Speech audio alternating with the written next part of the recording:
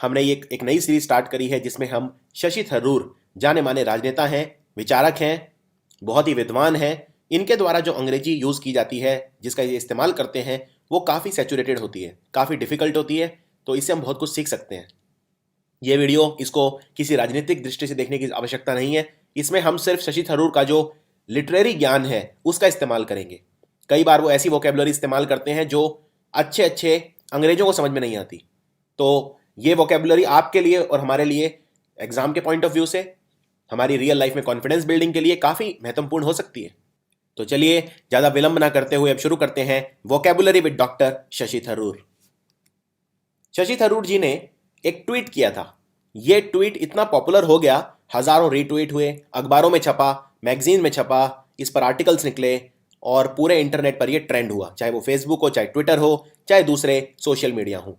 इस ट्वीट को कई बार आज मेंशन किया जाता है जगह जगह पर, और ये एक इंटरनेट में इसका काफ़ी एक कल्ट स्टेटस बन गया है।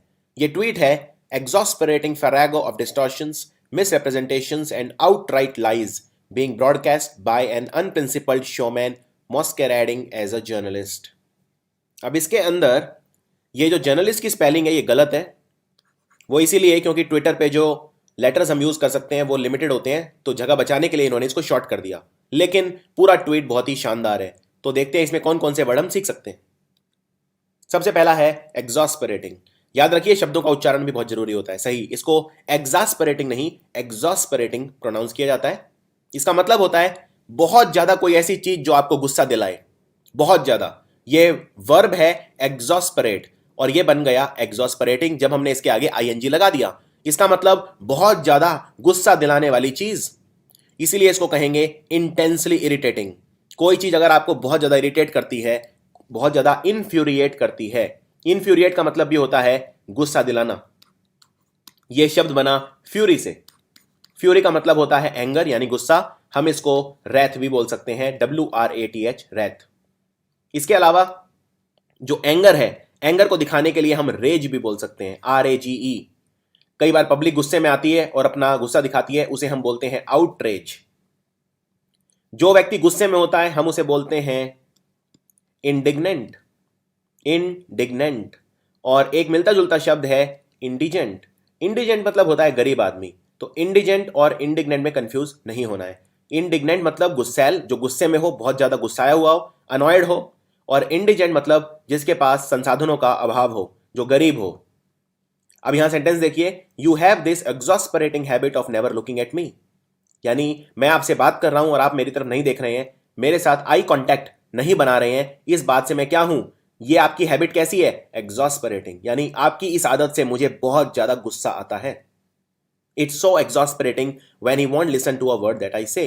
ये मेरे लिए बहुत ज्यादा अनोइंग है, बहुत ज्यादा एग्जॉस्परेटिंग है कि जब मैं बात करता हूं तो वो मेरी सुनता भी नहीं है। दूसरा शब्द है फरागो। यह शब्द इतना रेयर है कि जब शशि थरूर ने ट्वीट किया तो जो न्यूज जर्नलिस्ट थे उन्हें भी ये समझ में नहीं आया इसका मतलब क्या होता है। फरागो मतलब होता है एक कंफ्यूज्ड मिक्सचर। जब आप बहुत सारी चीजों को मिक्स कर देते हैं आपस में और एक घोल पोल बना देते हैं, इसे हम कह सकते हैं हॉच पॉच।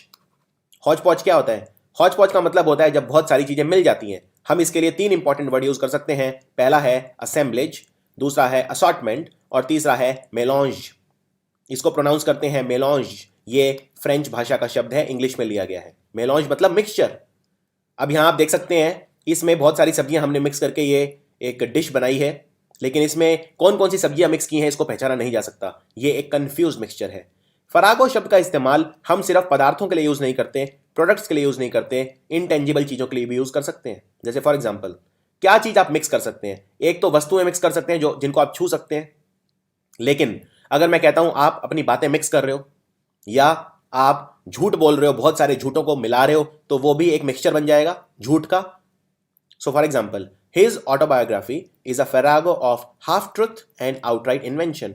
उसकी जो आत्मकथा है वो बहुत सारे हाफ ट्रूथ यानी आधी सच्चाई, एक तरह से झूठ ही हो गया, और आउटराइट इन्वेंशन यानी कुक्ड अप स्टोरीज, बनावटी बातों का मिश्रण है, यानी फरागो है। यानी उसने बहुत सारी जो झूठी बातें हैं और बनावटी बातें हैं उनको मिक्स कर दिया है आपस में। और हौच पौच का मतलब भी होता है असेंबलेज, असॉर्टमेंट या मेलॉन्ज। अब उनका मतलब क्या था? एग्जॉस्परेटिंग फरागो, यानी कि जो, अब ये शब्द ध्यान से पढ़िए, exasperating farrago of distortions, misrepresentations and outright lies. यानी कि डिस्टॉर्शन मतलब होता है जब आप किसी चीज को ट्विस्ट करके पेश करते हो, जो चीज जैसी है उसको वैसा नहीं बताते, उसको घुमा फिरा के बताते हो। मिसरिप्रेजेंटेशन होता है किसी चीज को दूसरे तरीके से दिखाना, यानी अगेन झूठ दिखाना, उसको सत्य ना दिखाना। और आउटराइट लाइज मतलब होता है कंप्लीट झूठ। आउटराइट मतलब एकदम कंप्लीट, पूरी तरह से झूठ। तो कोई व्यक्ति होगा जिसके बारे में इन्होंने कहा है कि उसने डिस्टॉर्ट करके दिखाए फैक्ट्स, मिसरिप्रेजेंट किए और झूठ दिखाया। इससे उन्हें गुस्सा आया। उन्होंने जो भी बनावटी चीजें थी या जो उनके झूठ थे उनका एक फरागो तैयार करा, यानी एक तरह का डिश तैयार करा, और जो उससे मुझे गुस्सा आया। इनको ही नहीं, इनके सारे समर्थकों को भी उससे गुस्सा आया। एग्जॉस्परेटिंग था वो। सो ये इनका मतलब था। तीसरा शब्द है मॉस्करेड। इसको बोलते हैं मॉस, ना कि मास। मॉस, मॉस्करेड। मॉस्करेड मतलब होता है अपने आप को ऐसा दिखाना जो आप नहीं हो, यानी अपनी असली फीलिंग्स को छुपाना, अपने चेहरे पर एक मुखौटा धारण कर लेना, उसको बोलते हैं मॉस्करेड करना। For example, although he was deeply bored, he maintained a masquerade of polite interest as his guest droned on. कहने का मतलब, दो व्यक्ति आपस में बात कर रहे थे और जो पहला वाला व्यक्ति था वो बोर हो रहा था, लेकिन वो दूसरे को ये दिखाना नहीं चाहता था कि मैं बोर हो रहा हूं, क्योंकि दूसरे को ये अच्छा नहीं लगता, दूसरा ऑफेंड हो सकता था। इसीलिए उसने ऐसे दिखाया कि वो इंटरेस्टेड है, यानी उसने अपनी जो फीलिंग्स थी वो मॉस्करेड कर ली। उसने अपने आप को ऐसे दिखाया कि वो इंटरेस्टेड है। इसको बोलते हैं मॉस्करेड करना। अनप्रिंसिपल्ड। देखिए, अनप्रिंसिपल्ड बना प्रिंसिपल से। अब हम किसी शब्द के आगे अगर अन लगा देते हैं, यूएन, तो उसका मतलब होता है उसका उल्टा, राइट? तो फॉर एग्जाम्पल, जैसे जब हम दो धागों को आपस में बांध देते हैं तो हम उनको टाई करते हैं, राइट? TIE। अगर हम उनको अनटाई कर देते हैं, मतलब जो गांठ हमने बांधी थी उसे खोल देते हैं, तो अनटाई हो गया। तो अन मतलब किसी काम का उल्टा। अब प्रिंसिपल मतलब क्या होता है? दो तरह के प्रिंसिपल हैं, एक है प्रिंसिपल और एक है प्रिंसिपल। PAL। आपके स्कूल में जो प्रिंसिपल होता है, जो आपका हेड होता है स्कूल का, सबसे वरिष्ठ टीचर होता है, वो होता है प्रिंसिपल, यानी प्रिंसिप AL। और प्रिंसिपल LE। मतलब दो मतलब होते हैं इसके। एक होता है सिद्धांत, आपके सिद्धांत। कहते हैं कि मैं मैन ऑफ प्रिंसिपल्स, यानी कि बहुत ही ज्यादा नैतिक पुरुष है, नैतिकता है इसके अंदर, मोरालिटी है, एथिक्स है इसके अंदर।